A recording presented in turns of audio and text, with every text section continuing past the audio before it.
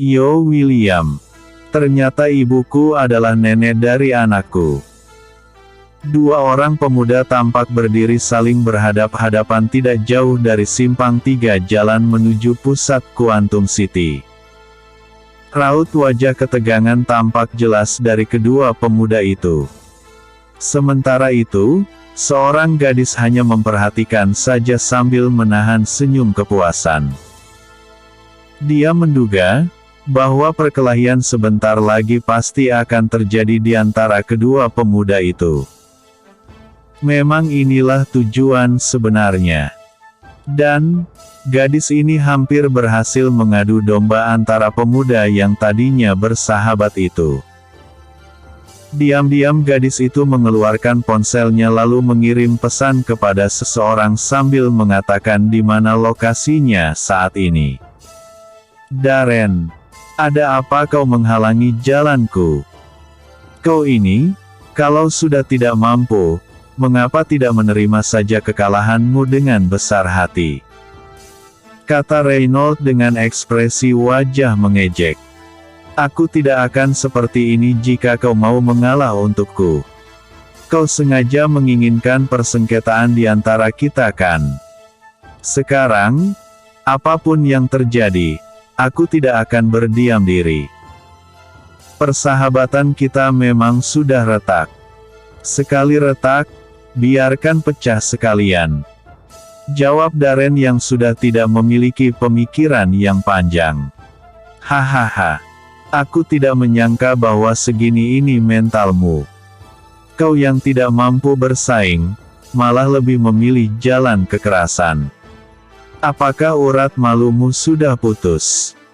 Kata Reynolds terus saja melancarkan perang saraf dengan Darren. Kau yang sialan. Sudah tahu bahwa Aurelie adalah pacarku. Tapi kau malah sengaja memotong kartuku. Jika kau memang menganggap aku adalah sahabat, tentu kau tidak akan melakukan hal serendah itu, kata Darren pula membela diri. Aku tidak punya banyak waktu untuk meladenimu, Darren. Sekarang minggir dan beri aku jalan. Kata Reynolds sambil mendorong tubuh Darren agar menyingkir. Namun, yang tidak dia duga adalah, Darren malah menangkap pergelangan tangannya lalu memelintir tangan tersebut. Sudah aku katakan. Jika cara halus tidak bisa membuatmu berhenti, maka dengan cara kasarlah satu-satunya untuk menghentikanmu, kata Darren. Dia lalu menarik tangan Reynolds dengan kasar membuat Reynolds tertarik lalu jatuh. Beruntung dia masih sempat menopang tarikan tubuhnya dengan tangan. Sehingga, dia tidak jadi terjerembab. Kau, baiklah.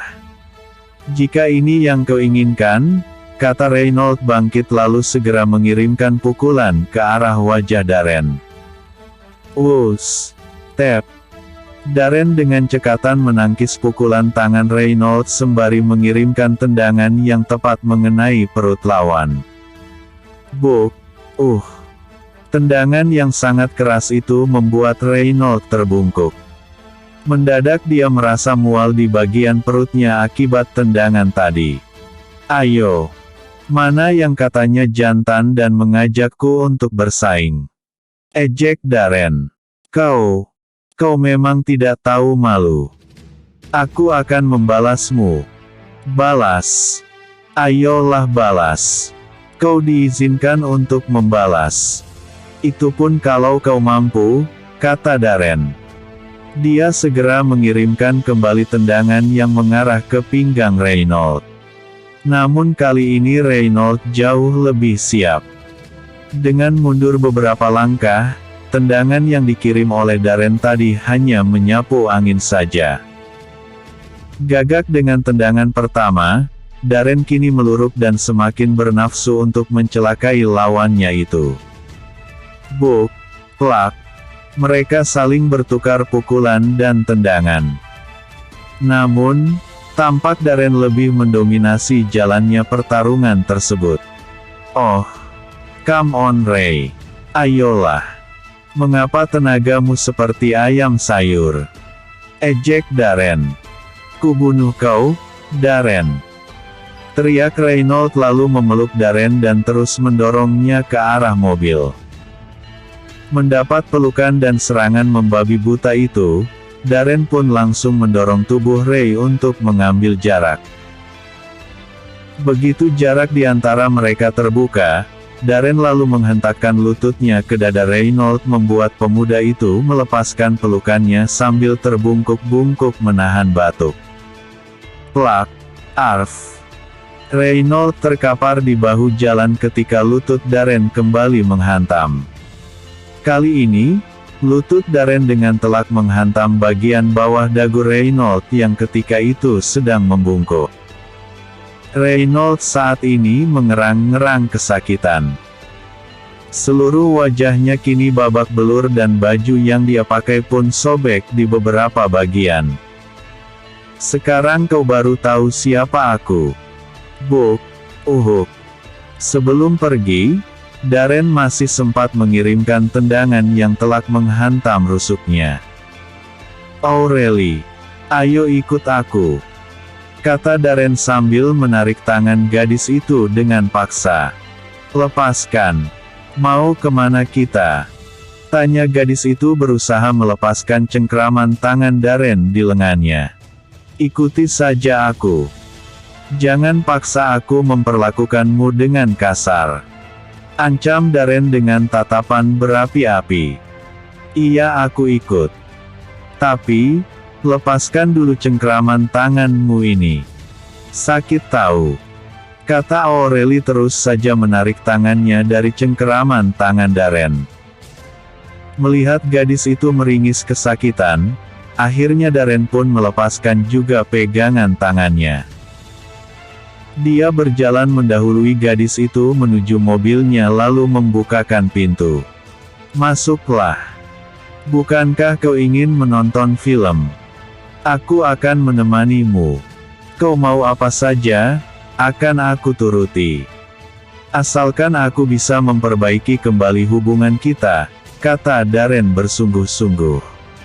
Bukankah kau yang mengatakan bahwa aku ini tidak pantas untukmu? Itu dulu. Sekarang aku telah menyesali kesalahanku. Asalkan kau mengatakan iya, aku akan berusaha menjadi yang terbaik untukmu, kata Darren penuh kesungguhan. Baiklah. Sekarang aku ingin kau membawaku ke bioskop. Aku ingin menonton film terbaru. Dengan senang hati, Tuan Putri. Kata Darren mempersilahkan Aurelie masuk ke dalam mobil. Mendadak pemuda itu menjadi ceria. Sambil berlari mengitari mobil, dia kini telah memasuki mobil dan duduk di belakang steering. Kita berangkat, tanyanya. Aurelie hanya mengangguk saja. Dan tak lama setelah itu, mobil itu pun bergerak meninggalkan Reynolds yang saat ini tergeletak entah sadar entah pingsan di bahu jalan. Di simpang jalan menuju ke Quantum Entertainment, 3 orang pemuda yang menyaksikan perkelahian itu hanya menarik nafas dalam-dalam. Kemudian, salah seorang di antara mereka mulai membuka suara. Entah Darren ini tulus atau hanya silau dengan perubahan pada diri Aurelie. Apa menurutmu dia tulus, Yo? Tanya salah satu dari kedua sahabatnya itu. Aku tidak tahu. Tapi, jika melihat kenekatan Darren ini, aku dapat merasakan bahwa dia benar-benar telah berubah. Hanya saja, itu tergantung nanti. Aku menduga, masalahnya tidak selesai hanya sampai di sini saja. Mustahil keluarga Reynolds akan membiarkan anaknya dipermak sampai babak belur seperti itu, kata Yo. Sepertinya mereka ingin pergi menonton. Kira-kira, film apa yang akan mereka tonton? Tanya Silas nyeletuk. Mana aku tahu. Mungkin Yo tahu film apa yang akan mereka tonton, kata Tai pula. Kalau aku tidak salah, judul filmnya adalah Ternyata ibuku adalah nenek dari anakku, jawab Yo dengan lagaknya yang acuh tak acuh. Mendengar jawaban yang ala kadarnya dari Yo ini, Tai dan Silas tampak saling pandang dengan raut wajah antara kesal bercampur geli. Sialan kau ini, Yo. Hahaha. Apa kalian kira aku ini serba tahu segala hal? Bodohmu itu. Cek cek cek. Kata Yo menggelengkan kepalanya sambil berdecak. Jalan Tai. Buntuti terus mereka. Kata Yo menyuruh agar Tai membuntuti kemana perginya Darren dan Aureli tadi. Bersambung. Episode sebelumnya. Memburu Darren. Episode berikutnya. Menghajar Darren. Yo William. Menghajar Darren. Mobil BMW yang dikendarai oleh Yo, Tai dan Silas berhenti di area parkir tepat di depan salah satu gedung yang menyediakan berbagai hiburan. Tidak seberapa jauh dari tempat mobil mereka terparkir, tampak Darren dan Aureli juga baru saja keluar dari dalam mobil dan langsung berjalan menuju ke bagian dalam gedung tersebut. Baru saja mereka mencapai pintu gedung itu, satu unit mobil dari arah Kryptonite pun tiba di sana. Mungkin mereka sempat melihat Darren dan Aureli yang berjalan tadi. Hal ini membuat mobil itu kini mencari tempat parkir. Setelah mobil tersebut terparkir, dari dalam keluarlah 3 orang lelaki berbadan tegap. Tampaknya salah satu dari ketiga orang itu sedang menelepon seseorang. Yo dan Silas hanya memperhatikan saja dari dalam mobil mereka. Tapi berbeda dengan Tai. Dari mulutnya keluar gumaman, orang-orang dari Kryptonite Club. Yo dan Silas lalu bertanya kepada Tai. Apa kau yakin mereka orang-orang dari Kryptonite Club? Tanya Silas. Tidak salah lagi. Mereka adalah orang-orang yang bekerja di bawah arahan Tuan Clifford, jawab Tai tanpa mengalihkan perhatiannya. Sepertinya masalah ini semakin serius. Pasti Duff Clifford ini yang meminta orang-orang itu untuk mencelakai Darren, kata Yo. Ketiga pemuda itu kini melihat beberapa unit mobil berdatangan lalu berhenti di aren parkir. Dari dalam, keluar sekitar 9 orang lelaki berbadan besar yang kini menghampiri 3 lelaki pertama sampai tadi. Sah. Tidak salah lagi. Mereka ini adalah orang-orang Kryptonite Club. Kau lihat yang berbaju coklat itu Yo. Dia adalah bos nomor 2 dari Krypton Gang. Nama orang itu adalah Zarko, kata Tia menunjuk ke salah satu dari 12 orang itu. Bagaimana Yo? Apakah kita akan diam saja? Tanya Silas. Maksudmu? Kau bosan hidup? Mau ikut campur urusan mereka? Tanya Yo sambil mengalihkan perhatiannya ke arah Silas. Jadi, bagaimana dengan Aureli? Kita lihat saja. Jika mereka berani menyentuh Aureli, aku pastikan mereka akan binasa di tempat ini, kata Yo lalu segera mengeluarkan ponselnya. Tut. Halo, Tuan Muda. Paman Harry. Aku telah mengirim lokasiku kepada Anda. Bawa anak buahmu ke pusat kota kuantum ini. Datang saja ke titik lokasi yang aku berikan. Aku menunggumu di sini, kata Yo memerintahkan. Segera saya laksanakan, Tuan Muda. Tapi, ada tugas apa yang akan Anda minta untuk saya kerjakan? Tanya Harry sekedar ingin memastikan tugas apa yang akan dia laksanakan. Aku memiliki seorang sahabat wanita yang sedang berada di sini bersama dengan pacarnya. Tapi, pacarnya itu saat ini sedang menjadi incaran oleh orang-orangnya keluarga Clifford. Aku ingin agar paman segera menolong gadis itu, lalu bawa saja ke Highland Park. Saya mengerti, Tuan Muda. Anda tunggu saja saya di sana, kata Harry. Io segera mengakhiri panggilan telepon tersebut, lalu kembali memusatkan perhatian kepada orang-orang yang berada di depan sana. Siapa Io? Tanya Tai. Anak buahku. Aku meminta mereka untuk segera menyelamatkan Aurelie ketika nanti orang-orang dari Kryptonite Club itu menyerang Darren, kata Io menjelaskan.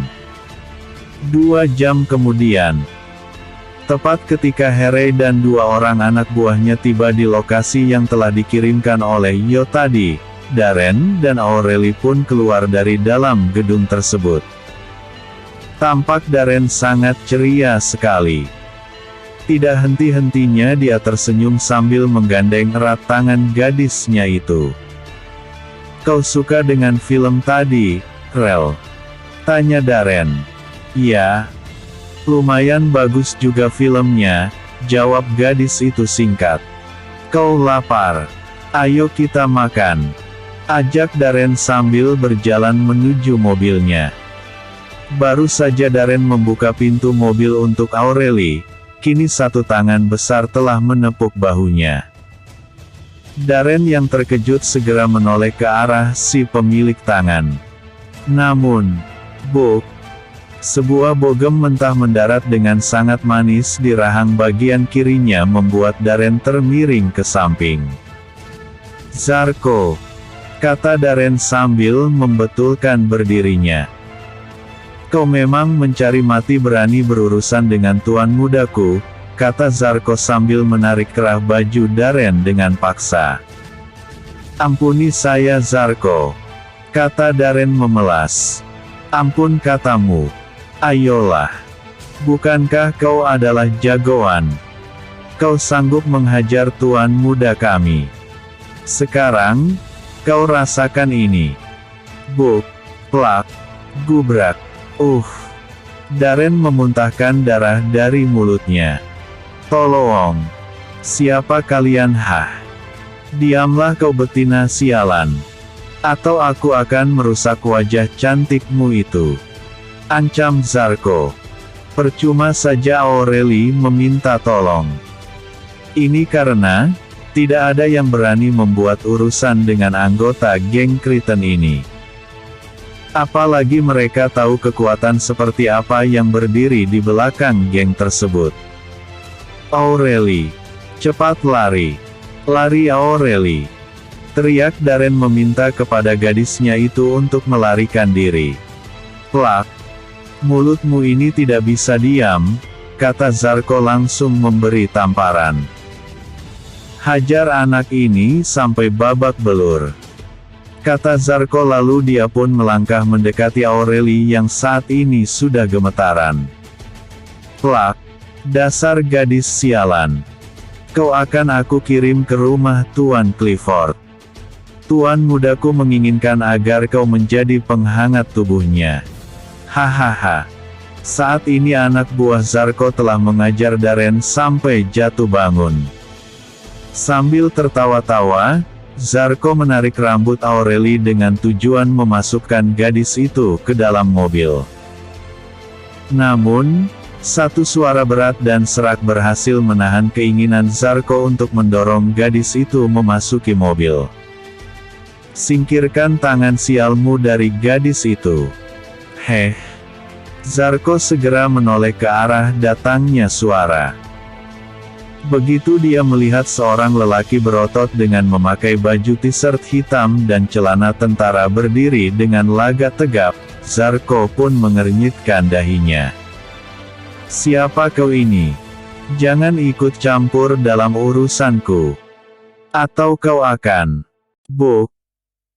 Tidak sempat Zarko mengakhiri perkataannya, sebuah tinju dengan sambaran angin seperti Yamaha Jupiter Z telak menghantam mulutnya. Ark! Gigiku! Oh Tuhan! Gigiku patah! Teriak Zarko.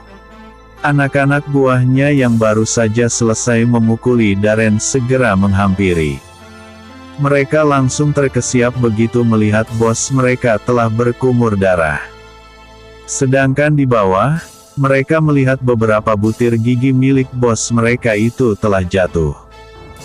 "Sewang owang ilayu," kata Zarko yang tidak bisa lagi berbicara dengan jelas. "Hah? Bos bicara apa?" tanya Ruben kepada Zarko yang saat ini masih saja menutupi mulutnya. "Bo alian sewa. Sewang owang iwu." "Apa?"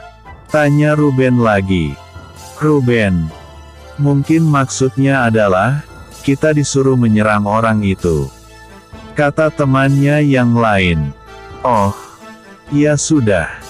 Ayo kita hajar orang gila itu," ajak Ruben. 11 orang lelaki anak buah Zarko pun langsung menyerang ke arah lelaki bertubuh kekar berotot itu. Namun, kali ini mereka salah sasaran. Orang ini bukanlah Darren yang bisa mereka perlakukan dengan sesuka hati mereka. Bersambung episode sebelumnya. Ternyata ibuku adalah nenek dari anakku. Episode berikutnya. Zarko kena batunya.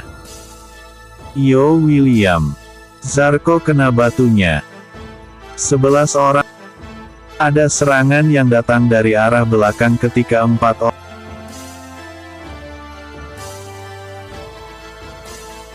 Yo William. Zarko kena batunya. 11 orang lelaki anak buah Zarko kini telah bersiap untuk menyerang lelaki bertubuh kekar berotot yang tidak lain adalah Harry adanya. Dengan mengelilingi lawannya, mereka kini langsung mengirim tendangan dan pukulan yang dengan mudah bisa dihindari oleh Harry. Keasikan menyerang, membuat mereka tidak memperhatikan keadaan di sekeliling mereka.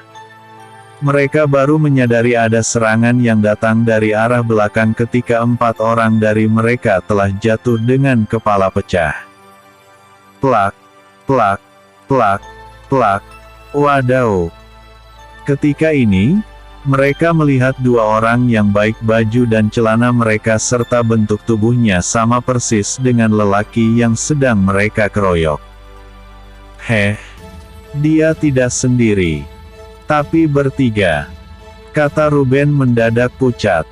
Bagaimana dia tidak pucat? Untuk menjatuhkan seorang saja, sampai saat ini mereka yang unggul jumlah saja tidak mampu. Apalagi kini lawan bertambah 2 orang. Dan celakanya, kedatangan 2 orang itu membuat 4 orang di antara mereka pingsan dengan kepala pecah mengeluarkan darah. Hahaha. Hanya ini kemampuan kalian? Tanya Harry mengejek. Ayo kita selesaikan mereka ini. Kata Harry lalu segera mencabut ikat pinggang kulit miliknya lalu melibaskan secara acak. Plak. Aduh mak. Wajahku. Wajahku. Kata Ruben berteriak memegangi wajahnya yang berhasil disambar oleh libasan ikat pinggang milik Harry tadi. Warna merah kebiruan melintang di wajah Ruben akibat lecutan tali pinggang tersebut. Tidak sampai 10 menit, 7 orang yang tersisa itu ambruk mencium aspal di area parkir itu. Sambil tersenyum mengejek, Harry pun berjalan santai menghampiri Zarko yang saat ini pucat ketakutan. Beginikah kekuatan orang-orang dari Kryptonite Club? Tanya Harry dengan tangannya menepuk-nepuk pundak Zarko. Ampun. Ampuni kami, pinta Zarko memelas. Ser. Cairan hangat berwarna kekuningan kini telah membasahi celana berwarna coklat miliknya. Menyedihkan. Kau seperti kembali ke masa kanak-kanakmu, kata Harry masih dengan senyum dinginnya. Kau ini memang pantas mendapatkan ini. Buk. Tinju Harry sekali lagi menghantam bagian bawah dagu milik Zarko. Kembali lelaki bertubuh besar itu meraung kesakitan dengan beberapa giginya copot sekali lagi. Ampun, Tuan. Ampuni saya, kata Zarko yang saat ini sudah bersandar di bodi mobilnya. Sekarang, benturkan kepalamu 3 kali di jalan ini dan katakan, cucu minta ampun kek. Barulah aku akan mengampunimu, kata Harry memberi isyarat agar kedua anak buahnya merekam kejadian itu. Tidak ada pilihan bagi Zarko selain menuruti keinginan dari Harry jika tidak ingin lebih celaka lagi. Dengan bersusah payah, Zarko pun beringsut untuk berlutut lalu membenturkan keningnya di aspal sampai berdarah. Ampuni cucumu yang kurang ajar ini kek. Ampuni cucumu yang kurang ajar ini kek. Ampuni cucumu yang kurang ajar ini kek. Dengan suara yang tidak jelas, berulang kali Zarko memohon ampun kepada Harry. Harry pun tersenyum dengan menunjukkan senyuman yang dia setting searif mungkin. Lain kali jadi cucu jangan nakal. Pulanglah ke rumah. Jangan lupa cuci kaki, cuci tangan, gosok gusi karena kau tidak lagi punya gigi, minum obat cacing lalu tidur. Jangan lagi berkeliaran sehingga membuat kakekmu ini murka, kata Harry sambil mengusap-usap kepala Zarko. Cucu menuruti perintah dari kakek, kata Zarko dengan suaranya yang sudah tidak jelas. Pungut patahan gigimu itu, lalu simpan. Kelak jika kau sakit perut, rendam patahan gigimu itu ke dalam air hangat, lalu minum. Semoga bermanfaat, kata Harry lalu segera meminta kepada Aurelie untuk pergi meninggalkan tempat itu. Mau kemana kita, Tuan? Tanya Aurelie ketika sudah berada di dalam mobil. Ikut saja, Nona. Kami tidak akan mencelakaimu. Kami akan membawamu ke Highland Park. Seseorang telah menunggu Anda di sana, jawab Harry yang duduk di sebelah gadis itu. Aurelie hanya pasrah saja dan tidak bertanya lagi. Baginya, tidak mungkin orang seperti Harry ini jahat. Jika mau berbuat jahat, pastilah di depan gedung hiburan tadi, dia sudah dicelakai. Tidak sulit. Sekali tampar saja mungkin Aurelie ini sudah tercabut nyawanya. Ayo jalan, kata Harry memberi perintah kepada anak buahnya. Mobil itu pun kini berangkat menuju ke Quantum Entertainment untuk menemui Yo yang sudah menunggu di sana. Bersambung episode sebelumnya. Menghajar Darren. Episode berikutnya. Rencana menyerang perusahaan milik keluarga Clifford. Rencana menyerang perusahaan milik keluarga Clifford. Mobil yang dikendarai oleh Harry dan kedua anak buahnya yang mendapat tugas dari Yo William untuk membawa Aurelie ke Highland Park kini telah tiba di depan sebuah villa mewah di atas puncak bukit Highland Park ini. Setelah memarkir mobil tersebut, anak buah Harry pun membukakan pintu untuk atasan mereka ini dan juga untuk Aurelie. Begitu melihat mereka berhenti di tempat yang benar-benar dalam mimpi pun dia tidak berani membayangkannya. Aurel pun segera bertanya kepada Harry. Tuan tentara, mengapa Tuan membawa saya ke tempat ini? Bukankah ini adalah Highland Park? Tanya Aurelie seperti tidak percaya. Benar. Ini adalah Highland Park, jawab Harry. Lalu, siapa yang menunggu saya di sini, Tuan? Tanya gadis itu lagi. Nona. Nanti Anda akan tahu. Sekarang, ikuti saya. Ajak Harry lalu berjalan mendahului. Top Villa nomor 12. Dengan diapit oleh kedua lelaki anak buah Harry, Aurelie pun melangkahkan kakinya juga memasuki villa mewah ini. Ada keraguan dan tanda tanya di dalam hatinya tentang seseorang yang sedang menunggunya sesuai dengan yang dikatakan oleh Harry tadi. Sambil melirik ke kiri dan ke kanan kepada dua orang lelaki yang mengapit dirinya tadi, Aureli pun bergumam di dalam hatinya. Orang-orang ini, mengapa wajah mereka kaku sekali? Tidak ada senyuman di wajah mereka ini. Apakah mereka ini memang tentara sungguhan? Keempat orang itu kini telah tiba di salah satu ruangan di dalam villa itu. Setelah melewati ruangan tersebut, Harry pun langsung menuju ke arah lift dan mereka pun akhirnya naik ke tingkat paling atas di villa. Tiba di lantai paling atas, Harry dan yang lainnya langsung menuju ke sebuah ruangan khusus dan mengetuk pintu ruangan itu setelah mereka tiba di depan pintu. Tok, tok, tok. Tuan muda, apakah Anda ada di dalam? Tanya Harry. Masuk saja, Paman. Pintu itu tidak dikunci, terdengar suara seorang pemuda dari dalam. Aureli sedikit menghentikan keningnya karena dia sangat mengenali suara itu. Tapi, dia segera menepis anggapannya dan mulai mengikuti Harry yang telah terlebih dahulu memasuki ruangan yang tampak sangat mewah itu. Di dalam ruangan, tampak seorang pemuda mengenakan jas dan celana yang tampak sangat mewah. Dia duduk membelakangi meja menghadap keluar jendela sambil diapit oleh 4 orang wanita, 2 di samping kiri dan 2 di samping kanannya. Saya telah kembali, Tuan Muda, kata Harry sambil menunduk hormat. Bagaimana tugasmu, Paman? Tanya pemuda yang masih belum membalikkan badannya itu. Orang-orang dari Kryptonite itu telah berhasil kami hancurkan.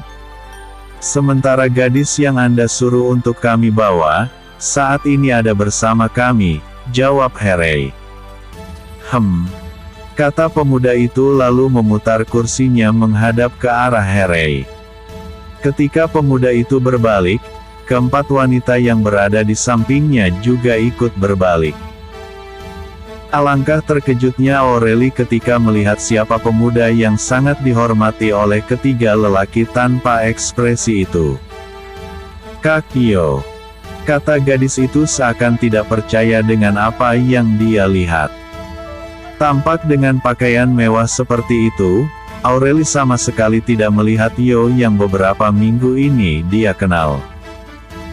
Yang ada kini adalah seorang pemuda tampan, rapi, bergaya mewah dengan karisma yang luar biasa. Yo tidak menjawab gumaman yang meluncur begitu saja dari mulut Aureli. Dia hanya berdiri dan mengucapkan terima kasih kepada Harry. Terima kasih, Paman Harry. Silahkan beristirahat, kata Yo sambil menyalami tangan besar lelaki itu. Saya, Tuan Muda, kata Harry pula. Dia lalu mundur beberapa langkah, lalu segera membalikkan badannya meninggalkan ruangan itu. Silahkan duduk Aureli, kata Yo sambil mempersilahkan. Yo lalu menekan satu tombol yang terdapat di mejanya, dan tak lama setelah itu, beberapa pelayan pun memasuki ruangan itu. Siapkan makan malam. Malam ini aku akan makan di sini, kata Yo dengan senyuman khasnya. Mohon Anda menunggu, Tuan Muda, kata para pelayan itu. Beberapa orang pelayan itu pun langsung berbalik untuk mengerjakan apa yang diperintahkan oleh Yo. Bagaimana, Aureli? Apakah kau puas dengan balas dendammu? Tanya Yo kepada gadis yang masih melongo itu. Puas Kak, jawab gadis itu tergagap. Kalau begitu, aku ucapkan selamat kepadamu, kata Yo masih saja tersenyum manis.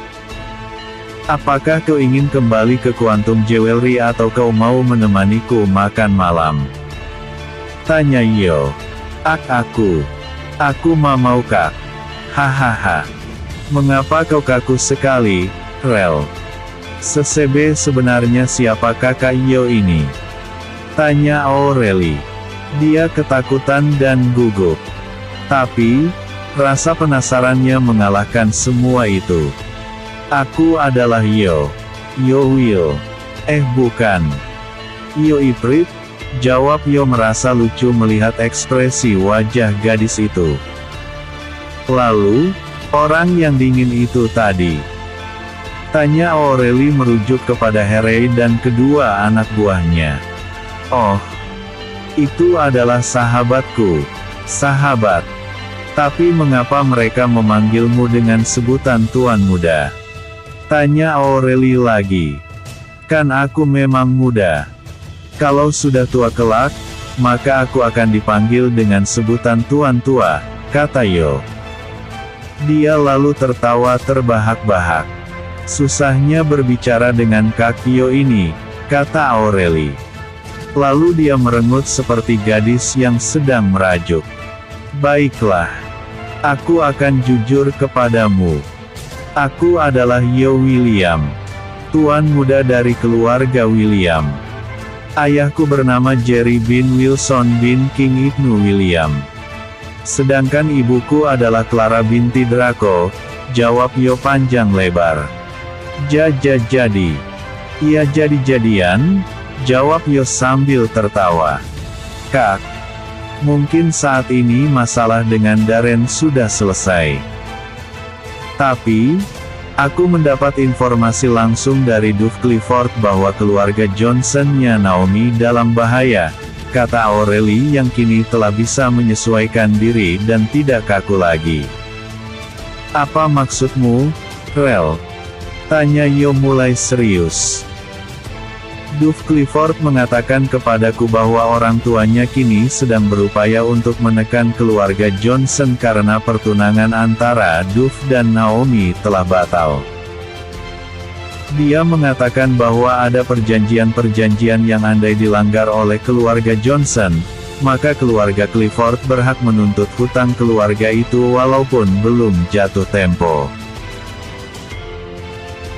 Andai mereka tidak bisa melunasi hutang, keluarga Clifford akan mengambil alih Globes University dan setelah itu, terserah mereka apakah mau mempertahankan kampus tersebut atau merobohkan kampus itu dan diganti dengan bangunan hotel berbintang sekaligus pusat hiburan, kata Aureli menceritakan persis seperti apa yang dia dengar langsung dari mulut Duff Clifford sendiri ketika mereka sedang mengobrol di luar kelas. Mendengar penjelasan ini, Yo William hanya tersenyum saja. Namun, senyuman itu jelas sangat dingin sekali. Mungkin ini sudah menjadi takdir bagi keluarga itu. Takdir bahwa mereka akan hancur di tanganku. Aku akan menunggu seperti apa selanjutnya. Setelah itu, kita lihat saja. Aku akan menyerang saham milik perusahaan itu hingga anjlok. Yo lalu mengeluarkan ponselnya lalu menelepon seseorang. Halo Yo. Setelah sekian lama, kau baru mengingat pamanmu ini. Apakah kami sudah tidak berarti lagi buatmu? Terdengar suara teguran di seberang sana. Ampun Paman Rian. Yo tidak berani melupakan paman. Ini karena, Yo saat ini sedang giat belajar, kata Yo nyengir. Lalu, mengapa kau tiba-tiba mengingatku? Tanya suara yang ternyata adalah milik Rian yang berada di Star Hill itu. Paman, saat ini aku memiliki beberapa masalah. Ada orang kaya di kota ini yang sangat berkuasa. Dia ingin merobohkan kampus tempatku belajar, kata Yo mengadukan semuanya kepada Rian. Wah, kurang ajar sekali. Lalu, kau mau agar aku melakukan apa? Tanya Rian. Paman, nama perusahaan keluarga ini adalah Clifford Kryptonite Group. Aku ingin agar Paman mempelajari tentang perusahaan ini. Jika ada perusahaan mitra atau aliansi kita yang melakukan kerja sama dengan perusahaan ini, segera hentikan seluruh kesepakatan kerja sama itu. Kemudian, aku juga ingin agar Paman dan yang lainnya mengusahakan agar perusahaan ini diserang dari segala sisi. Aku ingin nilai pasar perusahaan ini hancur sehancur-hancurnya. Kata Yo lagi. Baiklah. Itu bukan pekerjaan yang sulit. Pertama kami akan menyerang bank lokal yang dikelola oleh perusahaan ini. Setelah lumbung padi mereka diserang, keuangan perusahaan ini akan kacau balau. Kau tenang saja. Belajarlah bersungguh-sungguh. Masalah ini hanya masalah tahi burung saja bagi pamanmu ini, kata Rian. Terima kasih, Paman. Kau jangan berbuat yang aneh-aneh di sana. Ingat, saat ini orang-orang dari Hong Kong sedang mencari keberadaanmu. Berhati-hatilah. Kata Rian mengingatkan. Kalau masalah itu, Paman tidak perlu khawatir. Aku memiliki cara untuk menarik mereka ke Quantum City ini. Setelah mereka tiba di sini, tanganku ini yang akan membereskan mereka. Mati tanpa kubur. Kata Yogram. Baiklah. Paman akhiri dulu panggilanmu ini. Saat ini Paman akan melakukan penelusuran terlebih dahulu terhadap perusahaan Clifford Kryptonite ini. Tut. Tut. Tut. Panggilan itu pun terputus. R4. Kalian tahu apa yang harus kalian lakukan untuk menjebak orang-orang yang menginginkanku, kata Yo berbicara kepada keempat gadis yang berada di sampingnya itu.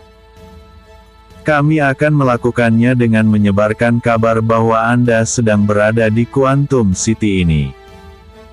Lalu kami akan menyiapkan orang lain untuk menggantikan posisi Anda, Tuan. Jawab R1. Bagus. Aureli. Kau pinta kepada Tai atau Silas untuk mencari tahu di rumah sakit mana Darren dirawat. Kita akan mengunjungi rumah sakit itu. Tapi, sebelum itu, kau harus dipermak seolah-olah kau juga sedang mengalami luka-luka. Ini untuk menghindari adanya dugaan bahwa kau memang sengaja ingin mencelakai mereka. Baik, Kak. Jawab gadis itu. Bersambung. Episode sebelumnya, Zarko kena batunya. Episode berikutnya, mengunjungi Darren di rumah sakit.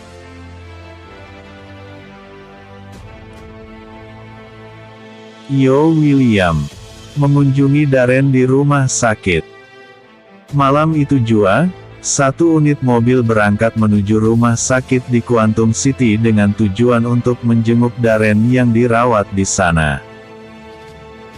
Setelah Aureli meminta kepada Ruby untuk mencari tahu di rumah sakit mana Darren dirawat, maka mereka pun mengatur janji untuk segera bertemu di salah satu tempat, kemudian sama-sama berangkat menuju ke rumah sakit.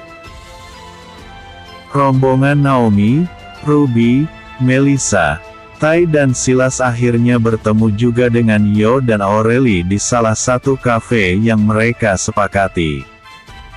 Setelah itu, barulah mereka berangkat bersama-sama menuju rumah sakit. Tiba di sana, hampir saja mereka semua tersedak melihat penampilan Aureli yang sangat sekarat. Mata diplaster, kepala diperban, tangan digendong. Sialnya, bukan hanya satu tangan saja yang digendong, melainkan keduanya sekaligus. Bibir gadis itu juga dipermak sedemikian rupa sehingga tampak dower. Singkat cerita, penampilan Aureli ini persis seperti mumi hidup. Idea siapa ini? Tanya Naomi terbungkuk menahan tawa. Aureli hanya memandang ke arah Yo tanpa menjawab. Dalam hatinya dia kesal juga harus tersiksa karena menuruti ketengilan Yo ini. Setting wajah kalian seserius mungkin. Sebentar lagi kita akan memasuki rumah sakit. Jangan sampai pengorbanan Aureli ini jadi sia-sia. Bukan begitu Rel? Tanya Yo. Dia juga nyaris tertawa terbahak-bahak melihat wajah kesal yang ditunjukkan oleh Aureli. Setelah semuanya menguasai diri masing-masing, barulah mereka memasuki rumah sakit tersebut dengan dipimpin oleh Naomi. Setelah bertanya kepada petugas administrasi, mereka akhirnya mengetahui di mana kamar tempat Darren dirawat. Menyusuri koridor rumah sakit tersebut sambil melihat-lihat, akhirnya mereka bertemu juga dengan kamar dengan nomor yang sesuai petunjuk dari petugas administrasi tadi. Sambil mengetuk pintu, dan mendapat jawaban dari dalam, mereka pun memasuki kamar itu. Di dalam, tampak orang tua Darren dan orang tua Dillon telah berada di sana. Seorang wanita terlihat sedang menangis dan matanya sudah membengkak pertanda bahwa wanita parubaya itu sangat bersedih atas kejadian yang menimpa putra mereka. Silahkan masuk nak. Dari mana kalian ini? Apakah kalian sahabatnya Darren? Tanya salah satu dari dua pasangan parubaya itu. Benar Bu. Kami adalah sahabat Darren dari kampung, jawab Naomi. Naomi. Panggil Dillon yang melihat ke arah rombongan pemuda yang baru saja sampai itu. Bagaimana kondisi Darren? Tanya Naomi. Kondisinya sudah stabil. Tapi, beberapa tulangnya patah, jawab Dillon berat. Dillon kini memandang ke arah mereka satu persatu dan berhenti di satu sosok yang berpenampilan sangat mengenaskan. Aureli. Kau juga terluka? Tanya Dillon. Aureli hanya mengangguk saja sebagai jawaban atas pertanyaan pemuda itu. Sebenarnya apa yang terjadi? Tanya Ruby tidak tahu. Menurut saksi mata, Darren dipukuli oleh orang-orang dari Kryptonite Club, saat berada di salah satu gedung hiburan di pusat kota, jawab Dillon. Harusnya kau bertanya kepada Aureli. Dia kan bersama dengan Darren ketika kejadian itu, kata Dillon pula. Aku menemukan Aureli tergeletak pingsan dengan pakaian compang camping dan tubuh penuh luka di jalan masuk menuju asrama. Setelah dirujuk ke rumah sakit, katanya Aureli pingsan akibat benturan benda tumpul yang tidak tajam di bagian belakang kepalanya, jawab Yo. Di mana-mana yang tumpul itu memang tidak tajam, selas-silas sambil menyikut tulang rusuk Yo. Pokoknya begitulah, kata Yo dengan suara tertahan. Apakah ini gadis yang bernama Aureli itu? Tanya wanita parubaya yang mungkin adalah ibunya Darren. Benar Bu. Sahabat saya ini adalah Aureli, jawab Naomi. Kemari nak. Kau tentu sangat menderita, kata ibu Darren sambil memeluk gadis itu. Au, kata Aureli berpura-pura kesakitan. Aureli ini, andai jadi artis, pasti setiap jam dia akan memenangi penghargaan Ballon d'Or, kata Tai yang mengagumi drama yang dilakukan oleh gadis itu. Sialan. Ballon d'Or itu bukan penghargaan untuk artis. Tapi itu adalah penghargaan untuk pemain sepak bola, kata Yo meluruskan kesalahan Tai. Apalah itu? Pokoknya itu juga, jawab Tai sambil nyengir. Mahasiswa tapi bodohnya selangit tembus, maki silas sewot. Kau, apa kau mau jadi penghuni rumah sakit ini menemani Darren? Tanya Tai mengancam. Set. Kalian ini. Kita sedang di rumah sakit. Jangan ribut. Tegur Ruby membuat kedua pemuda itu mengatupkan mulutnya. Kini, setelah wanita parubaya itu selesai dengan tangisannya, dia langsung menanyakan kepada Aureli apa sebenarnya yang terjadi. Sebenarnya, apa yang terjadi nak? Mengapa Darren bisa diserang oleh orang-orang dari Kryptonite Club itu? Tanya Ibu Darren. Saya juga kurang pasti, Bu. Namun, ketika kami baru saja keluar dari pusat hiburan, tiba-tiba ada sekitar 12 orang yang datang. Mereka lalu menyerang Darren. Saya berusaha untuk membela. Namun, saya juga dipukuli dan akhirnya pingsan, jawab Aurelie berbohong. Apa kau tahu apa penyebab kejadian ini, Nak? Tanya ayah Darren pula, yaitu Tuan Brownson. Saya kurang tahu. Tapi, siang tadi di kampus, saya melihat bahwa Darren berkelahi dengan Duff Clifford, jawab gadis itu menceritakan apa yang dia ketahui. Tapi, dia tidak menceritakan apa penyebab dari perkelahian itu. Duff Clifford. Celaka kita. Apakah mereka nanti akan menyerang kita juga? Kali ini wajah ayah Darren mendadak pucat. Dia dapat membayangkan bahwa putra mereka ini telah menggali lubang kuburnya sendiri. Darren juga berkelahi dengan Reynold Law yang membuat orang itu terluka, kata Aurelie pula menjelaskan. Bertambah lagi musuh. Ah sialan. Apa yang dilakukan oleh anak ini? Kata Tuan Brownson sambil mengacak-acak rambutnya sendiri. Bukan salah Darren, Paman. Merekalah yang terlebih dahulu memulai perkara. Aku mengetahui penyebabnya adalah mereka ingin memperebutkan Aurelie ini. Tentu saja Darren marah, jawab Dillon menceritakan yang dia ketahui. Masalah wanita ternyata. Sudah, kau diam saja Dillon. Jangan membuat silang sengketa lagi yang bisa menyebabkan keluarga kita mengalami masalah. Kata ayah Darren memperingatkan. Baiklah, Paman. Saya berjanji tidak akan membuat masalah, ujar Dillon menurut. Anakku, Aurelie. Kau tentu sangat menderita. Jika kau mengalami kesulitan, jangan sungkan untuk menghubungi Paman ya. Paman akan membantumu sebisanya, kata Tuan Brownson sambil menatap iba ke arah gadis yang berpenampilan sekarat itu. Terima kasih, Paman. Jawab Aurelie sambil tersenyum.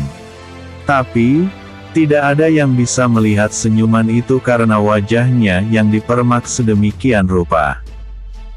Paman Brownson dan Nyonya Brownson, jika begitu, kami pamit dulu. Semoga Darren lekas sembuh. Kata Naomi sambil meletakkan buah-buahan di meja kecil dalam kamar tersebut lalu menyalami dua pasangan paruh baya di ruangan itu. Baiklah Nak. Hati-hati di jalan dan terima kasih karena telah menyempatkan mengunjungi Darren, kata mereka. Setelah saling bersalaman, Naomi, Yo dan yang lainnya pun segera meninggalkan kamar tempat Darren dirawat tersebut. Bersambung. Episode sebelumnya. Rencana menyerang perusahaan milik keluarga Clifford. Episode berikutnya. Ancaman dari Duff Clifford.